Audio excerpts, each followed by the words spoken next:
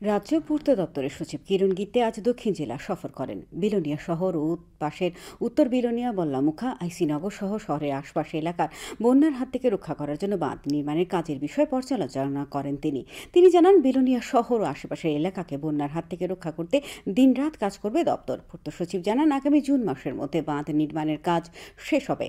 এর আগে বিলোনিয়া সার্কিট হাউসে আয়োজিত পর্যালোচনা বৈঠকে বিএসএফ এর পদস্থ আধিকারিকদের পাশাপাশি জনপ্রতিনিধি ও প্রশাসনিক আধিকারিকেরা উপস্থিত ছিলেন।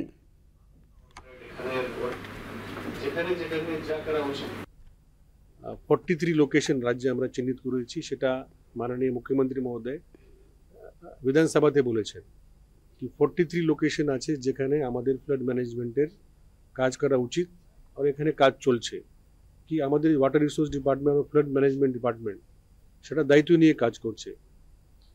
হয়তো কোথায় কাজ শুরু হয়েছে, কোথাও আরও কাজ শুরু হয়নি, কিন্তু যে আমাদের পুরান এম্ব্যাঙ্কমেন্ট রিপেয়ারিং করা অথবা যেখানে এম্ব্যাঙ্কমেন্ট ভেঙে গেছে সেটা এখানে মেজর মেনটেন্যান্স করা, সে আমাদের কাজ চলছে। আর আগামী জুন মাসের মধ্যেই আমাদের সেটা কাজ আমরা শেষ করব।